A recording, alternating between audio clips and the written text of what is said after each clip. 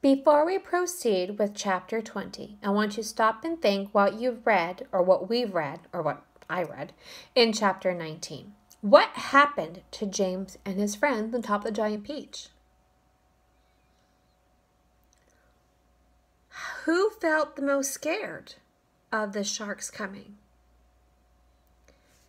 And hopefully more that was the earthworm. And who do you think showed faith in James for trying to save them? If you said Miss Spider, you were being correct. So now let's look at chapter 20. Again, you might want to bring your stuffed animal friend to help as we go through this passage. You will sure you have someone to share your answers with. I know, for example, my daughters have schoolwork right now, and because I'm in here working with you, I'm not able to help them. So a stuffed animal friend is still someone who can help you be successful. So I'm going to put Teal to the side so we can go back into our story, James the Giant Peach, and look at chapter 20. So chapter 20. There is something that I believe we must try, James Henry Trotter said slowly. I'm not saying it'll work. Tell us, cried the earthworm. Tell us, quick. We'll try anything you say, said the centipede. But hurry, hurry, hurry. Be quiet and let the boy speak, said Miss Ladybug. Go on, James. They all moved a little closer to James. There was a longish pause. Go on, they cried frantically. Go on. And all the time while they were waiting, they could hear the sharks thrashing around the water below them. It was enough to make anyone frantic. Come on, James, Ladybug said, coaxing him. I'm afraid it's not good after all, James murmured, shaking his head. I'm terribly sorry. I forget. We don't have any string. We need hundreds of yards of string to make this plan work. What sort of string? Said the old green grasshopper sharply. Any sort, just as long as it's long, said James.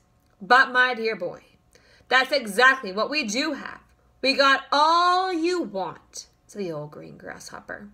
Where? How? Said James. The silkworm, cried the old green grasshopper. Didn't you notice the silkworm?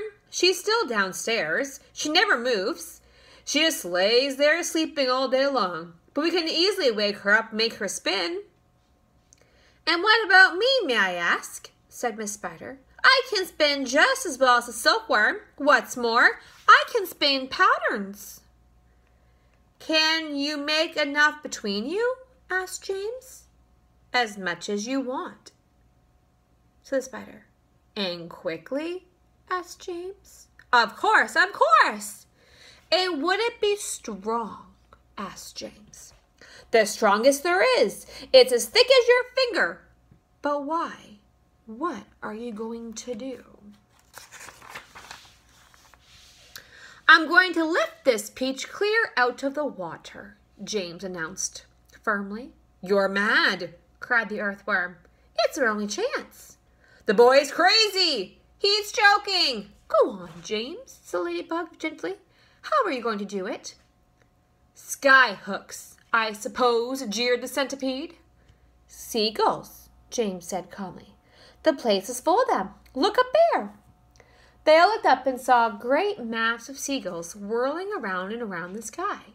I'm going to take a long silk string, James went on. I'm going to loop one end of it around the seagull's neck, and I'm going to tie the other end to the stem of the peach. He pointed to the peach stem, which was standing up like a short, thick mast in the middle of the deck. Then I'm going to get another seagull, do the same thing again, then another, and another. Ridiculous, they shouted. Absurd, poppycock, balderdash, madness. The old green grasshopper said, how can a few seagulls lift an enormous thing like this up into the air, and all of us as well? It would take hundreds, thousands. There is no shortage of seagulls, James answered. Look for yourself. We probably need 400, 500, 600, maybe even 1,000. I don't know. I shall simply go on hooking them up to the stem until we've had enough to lift us. They'll be bound to lift us in the end. It's like balloons. You get someone enough balloons to hold, I mean really enough, then up he goes. And a seagull has far more lifting power than a balloon. If only we have the time to do it. If only we have not sunk first by those awful sharks. So here's James explaining his plan to his insect friends. Do you think they're taking it well? Let's find out. You're absolutely off your head, said the earthworm. How on earth do you suppose to get a loop of string around a seagull's neck? I suppose you're going to fly up there yourself and catch it? The boy is dotty, said the centipede. Let him finish, said the ladybug. Go on, James. How would you do it? With bait. Bait? What sort of bait? With the worm, of course. Seagulls love worms. Didn't you know that? And luckily for us, we have here the biggest, fattest, pinkest, juiciest earthworm in the whole world. You gotta stop there, right there, the earthworm said sharply. That's quite enough. Go on, the other said, beginning to grow interested. Go on. The seagulls have already spotted him, James continued. That's why there are so many of them circling around. But they daren't come down to get him whilst the rest of us are standing here. So this is what... Stop! Cried the earthworm. Stop, stop, stop. I don't have it. I refuse. I. Be quiet, said the centipede. Mind your own business. I like that. My dear earthworm, you're going to be eaten anyway. So what's the difference does it make whether it's sharks or seagulls? I won't do it.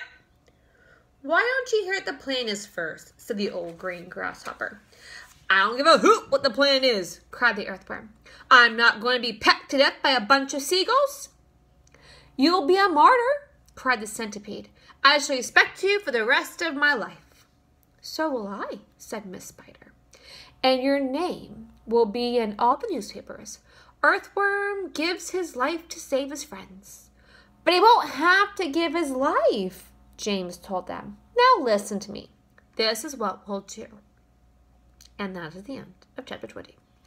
So, either turn to your parent if they're nearby, or your sister, or your super cute little stuffed animal friend, and go with the list of questions I have beside my video. So, have fun.